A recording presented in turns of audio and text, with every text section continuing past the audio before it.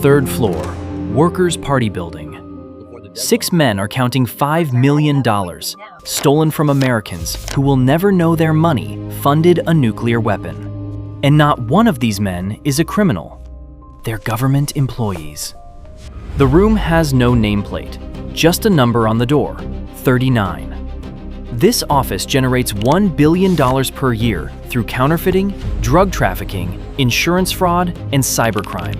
It funds Kim Jong-un's nuclear program, prevents military coups, and keeps his family in power. But here's what makes Office 39 different from every cartel, every mafia, every criminal organization on Earth. You can't raid it.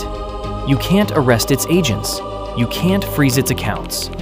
Because Office 39 isn't a criminal organization pretending to be legitimate. It's a government department that realized crime pays better than diplomacy. For 50 years, it's operated in plain sight, protected by diplomatic immunity, backed by nuclear weapons. Untouchable. How does one room generate $1 billion per year? Who runs it? And why can't anyone stop them? 1974, Pyongyang, North Korea. Kim Jong-il has a problem his father can't solve with propaganda or prison camps. North Korea is broke. Not struggling broke, catastrophically broke.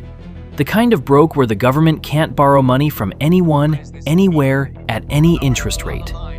In 1970, North Korea defaulted on loans from 13 countries. Banks across Europe, Japan, and the Soviet Union wrote off the debt as unrecoverable.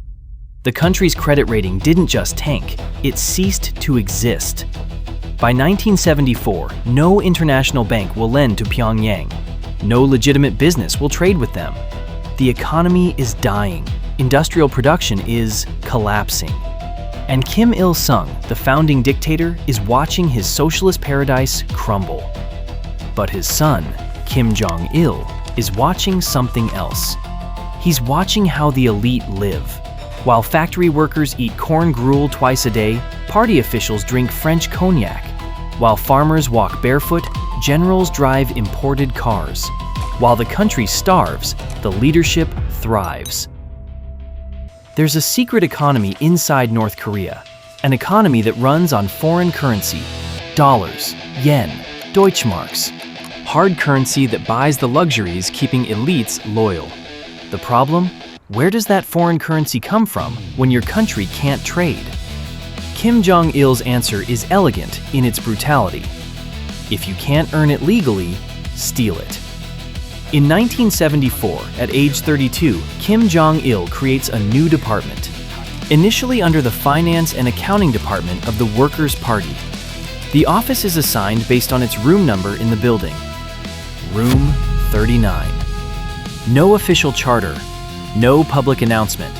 Just a simple mandate from Kim Jong-il to the 6 officials he appoints. Find foreign currency by any means necessary. Not legal means, not ethical means, any means. The initial strategy is almost comically straightforward. Kim Jong-il identifies every business that generates foreign currency and takes it. Hotels, gold mines, fisheries, ginseng farms. But legitimate businesses only generate so much, maybe $50 million per year. Useful, but not enough. Kim Jong-il needs more, much more. So he looks at what other countries won't do, what businesses are too risky, too illegal, too immoral for legitimate governments, and he builds an empire on exactly those things. First, gold smuggling. North Korea has gold mines in Hamgyong province. The gold is refined, then smuggled across the Chinese border in backpacks. Once in China, it's mixed with Chinese gold and sold internationally. Untraceable. Revenue: $10 million per year by 1975, climbing to $100 million by the 1980s. Second, poppy farms. In the mountainous Ryanggang province, Kim Jong-il authorizes opium cultivation, not for domestic medicine, for export. The opium is processed into morphine, then converted to heroin. North Korean diplomats, protected by diplomatic immunity, carry it across borders in diplomatic pouches. Customs can't search them. Police can't arrest them. Revenue: $20 to $30 million per year by 1978. Third, counterfeit currency. This is the big one, the one that will define Office 39 for decades. Kim Jong-il imports an intaglio printing press from Switzerland, the same kind used by legitimate governments to print currency. He hires chemists to develop color-shifting ink. He sources cotton linen blend paper that matches US currency specifications. By 1976, Office 39 is producing counterfeit US $100 bills that are indistinguishable from genuine currency without laboratory testing. The first test batch? $500,000. Distributed through North Korean embassies in Asia. Not a single bill is detected as fake. But here's what makes this different from every other counterfeiting operation in history. Normal counterfeiters operate in secret, hidden warehouses, underground labs, always running from law enforcement. Office 39 operates from a government building. The printing press sits in a secure facility outside Pyongyang, guarded by military units, operated during business hours, with full state backing. If a North Korean diplomat is caught with fake currency, the government simply denies knowledge and claims the diplomat acted alone. The diplomat gets recalled, maybe punished, maybe not. But the operation continues. By 1980, Office 39 employs 300 people across multiple divisions: counterfeiting unit, drug production unit, gold smuggling unit, legitimate business unit as cover. Annual revenue estimated $200 to $300 million. But Kim Jong-il isn't satisfied. $300 million funds the elite. It buys loyalty, but it's not enough to transform North Korea's economy or compete with South Korea's growing wealth. He needs to scale, to build a global network. What he creates next is unprecedented. A criminal organization with diplomatic immunity, operating in 30 countries, protected by nuclear weapons. But first, he needs to prove the concept works. He needs one major operation that shows the world can't touch him. He needs the superdollar. And in 1989, Office 39 will flood global markets with the most perfect counterfeit currency ever created, triggering a crisis that reaches all the way to the White House.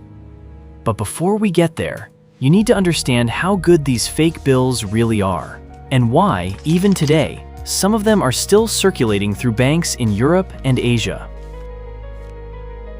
If you're finding value in this story, hitting subscribe helps the channel bring you more stories like this one. It's free, takes 1 second, and means more than you know. September 2006, container ship, 40 nautical miles off the coast of Shanghai. U.S. customs agents open a shipping container marked agricultural equipment and find $300,000 in $100 bills wrapped in plastic, hidden beneath bags of fertilizer. The ship is registered in Panama. The cargo originated in North Korea. The bills look perfect. Too perfect. The agents call the Secret Service. Within 6 hours, the cash is in a laboratory in Washington, D.C. Forensic specialists run tests that would make most counterfeiters weep. Ultraviolet light test, passes. The security thread glows pink. Magnetic ink test, passes. The ink contains the correct metallic particles. Microprinting test, passes. Tiny text around Franklin's collar is sharp and readable. Paper composition test, passes. 25% linen, 75% cotton, identical to genuine currency. Color shifting ink test, passes. The 100 in the lower right corner changes from copper to green when tilted. Watermark test, passes. Benjamin Franklin's face appears when held to light. The bills are flawless. And that's the problem.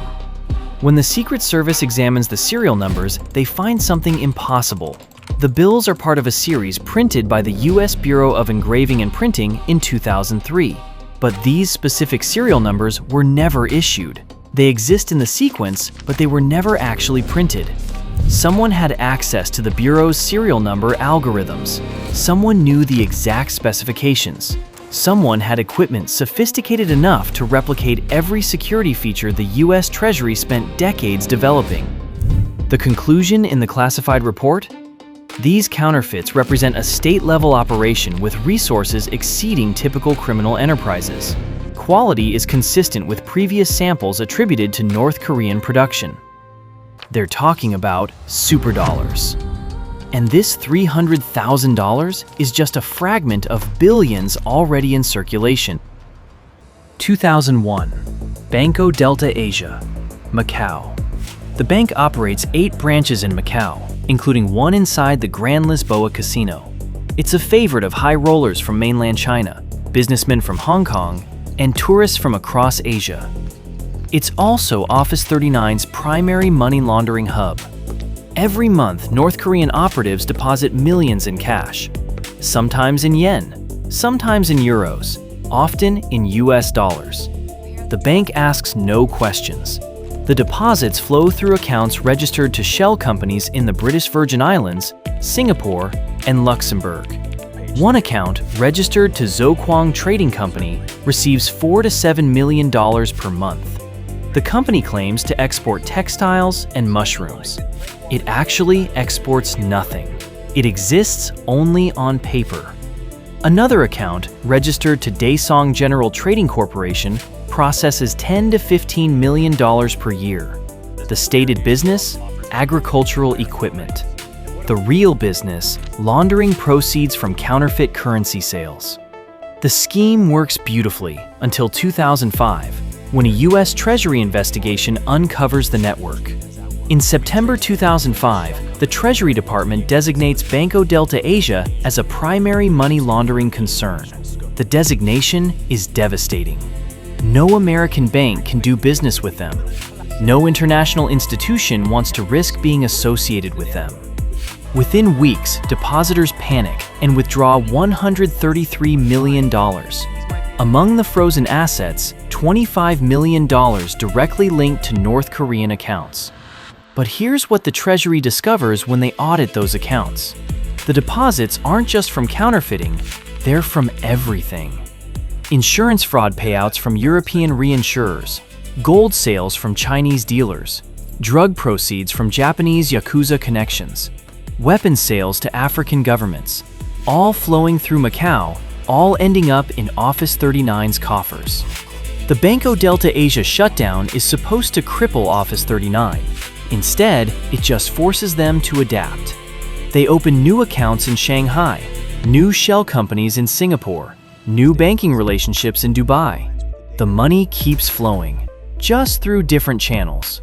Because Office 39 has something most criminal organizations don't: infinite patience and state-level resources. 2004, Los Angeles, California. A quiet suburb in Alhambra. A Taiwanese man named Jason Wu lives in a modest 2-bedroom house, drives a Honda Accord, works as a consultant. Neighbors think he imports electronics from Asia. What Wu actually does is launder North Korean superdollars through Las Vegas casinos. Every 6 weeks, Wu receives a package from a contact in Guangzhou, China. Inside, $40,000 to $50,000 in counterfeit hundreds. He stores them in a safe behind a false panel in his garage. Then he drives to Las Vegas. 5 hours on Interstate 15. He checks into a different hotel each trip: Bellagio, MGM Grand, Caesar's Palace, Venetian, Wynn. Never the same casino twice in a row. At the casino cage, he exchanges $9,500 in counterfeit bills for chips. Never $10,000 or more. That triggers a currency transaction report to the federal government. But $9,500? That's just another gambler having fun. He walks to the blackjack tables, bets $500 per hand, plays for 60 to 90 minutes. Sometimes he wins, usually he loses. Doesn't matter. After an hour, he returns to the cage, cashes out his chips, receives legitimate currency. The math is simple. lose 800 to 1,500 gambling, walk away with 8,000 in clean money. A 15 to 20% fee to turn fake bills into real ones, cheaper than any bank, safer than any wire transfer. Wu makes 23 trips over 18 months, launders approximately $2 million. The casinos never suspect anything. The bills pass every test: UV light, magnetic ink, watermark inspection. Perfect. The cashiers see hundreds of Asian tourists every day doing exactly the same thing. Wu is invisible. Until October 2006, a Bellagio cashier named Maria has been working the cage for 15 years. She's processed millions in transactions. She's seen every type of gambler, every hustle, every scam. And something about Wu's bills feels wrong. They're too new, too crisp, too perfect. The serial numbers are sequential, like they came from the same batch. A real person carrying 9,500 would have bills from different sources, different years, random serial numbers worn from use. These look like they came fresh from a printing press. Maria calls security. Security calls the Secret Service. Within 48 hours, federal agents are watching Wu's house in Alhambra. The raid comes at 6 a.m. Wu answers the door in pajamas, still half asleep. Inside the garage, $130,000 in super notes, a handwritten ledger documenting every trip to Vegas, dates, casinos, amounts laundered, everything. In the interrogation room, Wu breaks within 2 hours. The contact in Guangzhou is a Korean man he knows only as Mr. Park. The bills come from North Korea. The operation is run by something called Office 39. Wu is sentenced to 3 years in federal prison. The $130,000 is confiscated.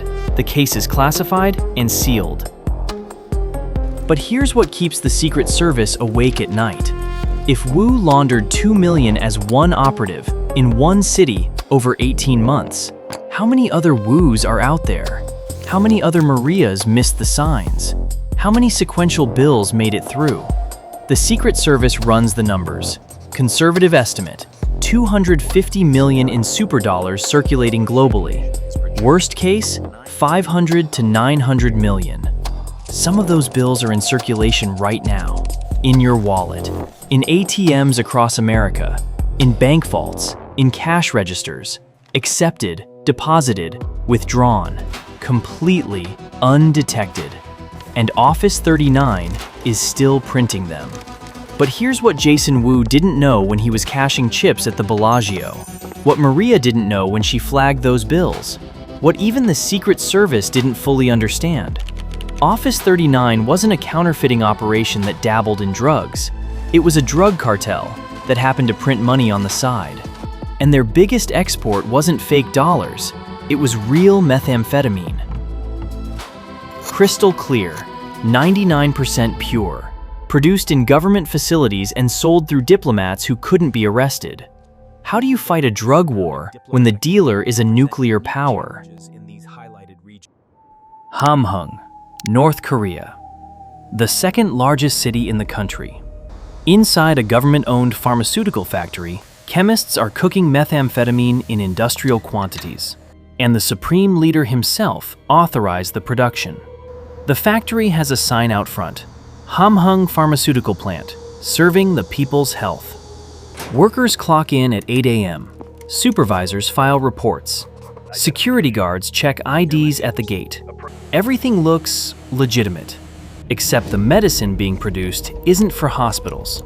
It's 99% pure crystal methamphetamine, and it's about to flood markets across Asia, generating more money for Office 39 than 50 years of counterfeiting combined. 1995, Office 39 faces a crisis. Gold production is down. Legitimate exports have stopped. Even counterfeiting operations are struggling. Kim Jong-il calls a meeting with Office 39's leadership. The message is clear: find new revenue streams or watch the regime collapse. One official presents an idea: convert North Korea's pharmaceutical industry into meth production. The logic is brutally simple.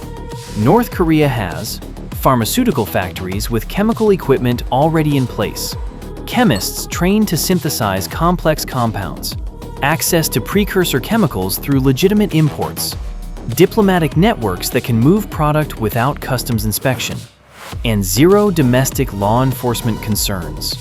Most importantly, diplomatic immunity. A North Korean diplomat carrying 50 kilograms of meth in a diplomatic pouch cannot be searched, cannot be arrested, cannot be prosecuted. Touch the pouch, and you violated the Vienna Convention. Kim Jong-il approves immediately. By early 1996, pharmaceutical factories in Hamhung, Chongjin, and Pyongyang are retrofitted for meth production. The quality is exceptional. North Korean meth tests at 96 to 99% purity, higher than Mexican cartels, higher than Southeast Asia's Golden Triangle. The distribution network is equally sophisticated. North Korean embassies become distribution hubs. Diplomats receive mandatory sales quotas from Office 39. Every year before Kim Il-sung's birthday on April 15th, the quotas arrived.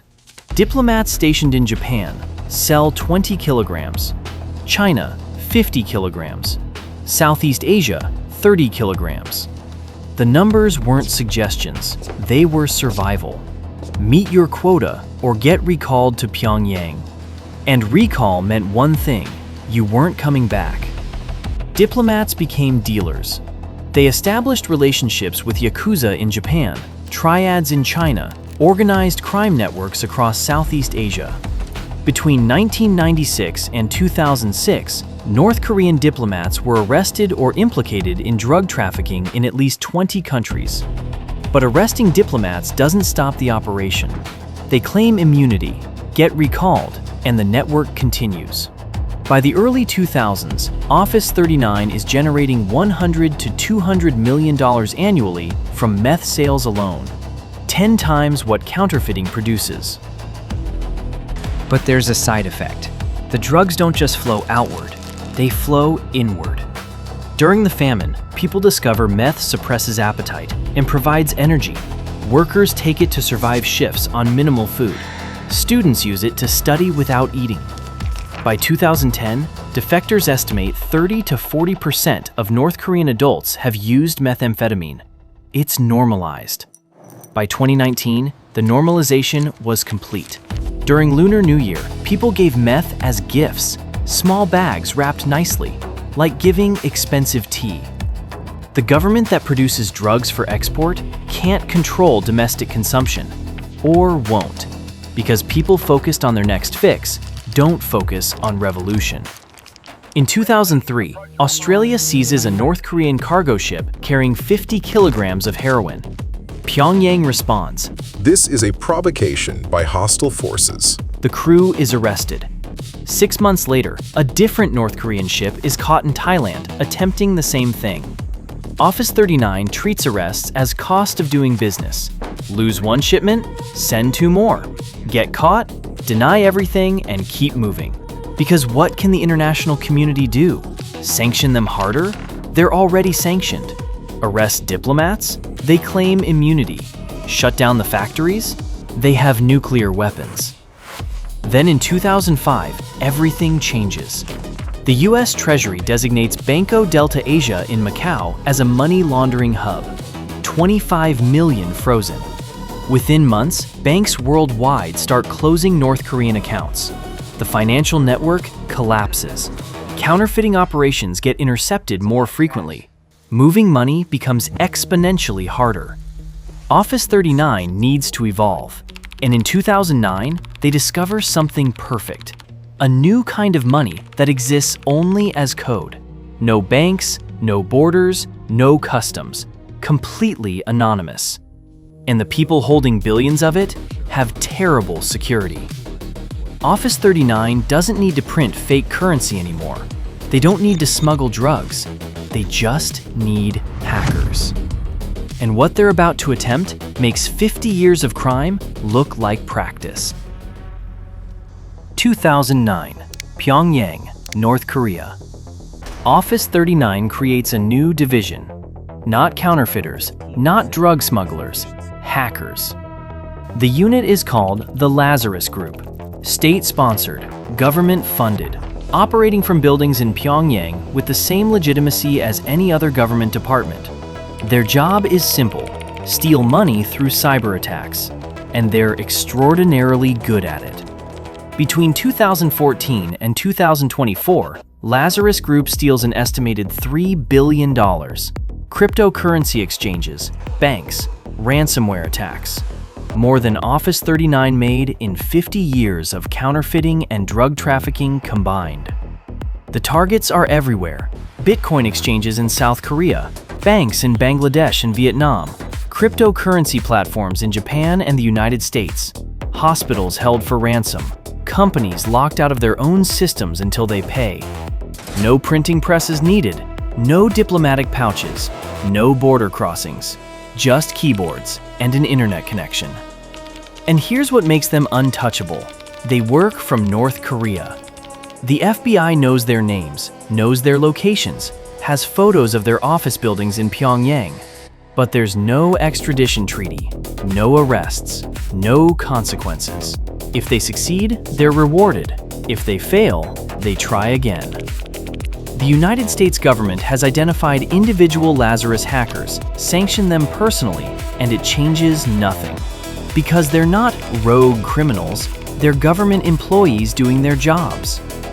But cybercrime is just one piece of Office 39's empire.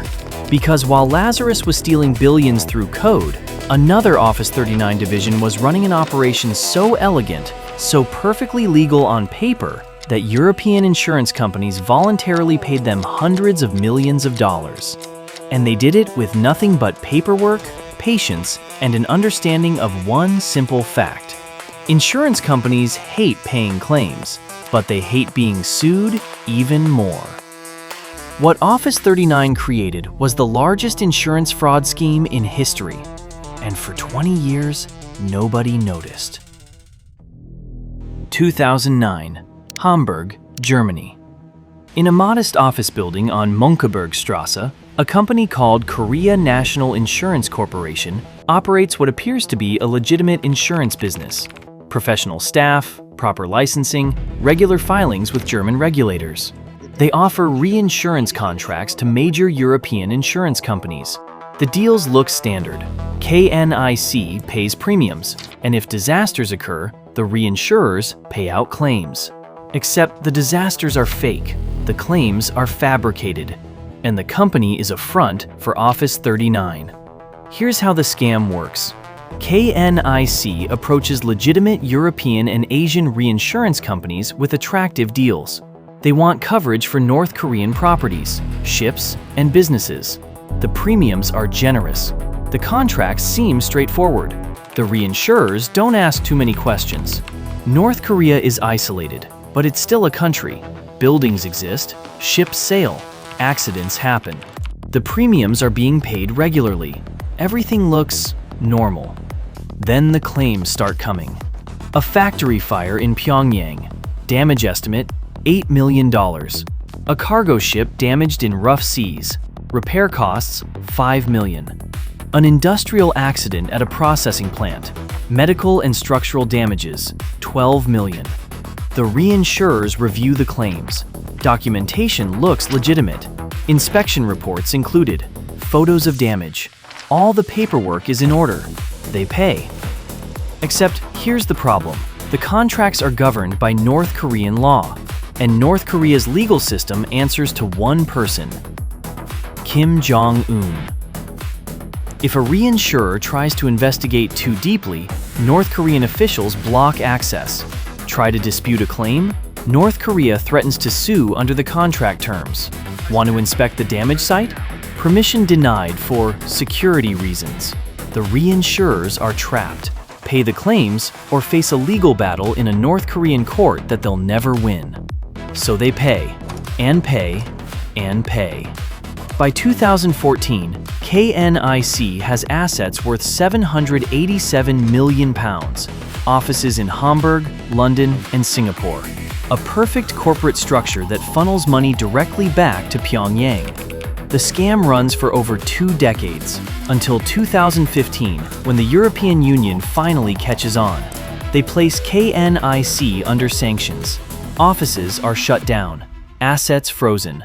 The network collapses. But by then, Office 39 has already moved hundreds of millions through the system. Money that funded nuclear tests, bought luxury goods for elites, paid off generals to prevent coups. And here's the genius of it. Unlike counterfeiting or drug trafficking, this operation was technically legal. KNIC was a licensed insurance company. The contracts were real. The payments were voluntary. Office 39 didn't break into banks or smuggle contraband. They just exploited the international insurance system's own rules. It's the perfect crime, and it took the world 20 years to notice. But even with sanctions tightening, even with their insurance network shut down, even with banks refusing to do business with them, Office 39 doesn't collapse. Because they've spent 50 years building a system that's designed to survive anything. Sanctions, investigations, arrests, seizures. And the person now running that system is someone even more ruthless than her brother. Kim Yo-jong. Kim Jong-un's younger sister. The woman who controls Office 39's purse strings. The woman who decides which generals get Mercedes limousines and which ones get executed. And under her leadership, Office 39 isn't just surviving, it's thriving. Present day, Pyongyang. Behind the door marked 39, the operation continues. Office 39 has survived 3 generations of Kim dictators. Kim Il-sung created it in 1974. Kim Jong-il expanded it into a global empire. Kim Jong-un modernized it for the digital age. And now his sister, Kim Yo-jong, runs the day-to-day operations. Over 50 years, Office 39 has generated an estimated $25 to $50 billion through counterfeiting, drugs, insurance fraud, cryptocurrency theft, and weapons sales. Current annual revenue, $500 million to $1 billion. And they can't be stopped.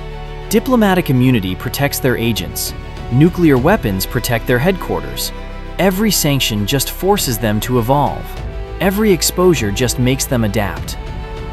Remember those counterfeit hundreds from the beginning? The US Secret Service estimates 250 to 500 million in North Korean supernotes are still circulating in America. In your wallets, in your banks, in your ATMs. Funding nuclear weapons, buying loyalty, preventing coups. For 51 years, Office 39 has proven one thing. If you're a government, crime doesn't just pay, it keeps you in power. The door on the 3rd floor stays open, and somewhere in Pyongyang right now, someone is counting cash, planning the next hack, filing the next fraudulent claim. Because in North Korea, crime isn't a bug in the system, it is the system.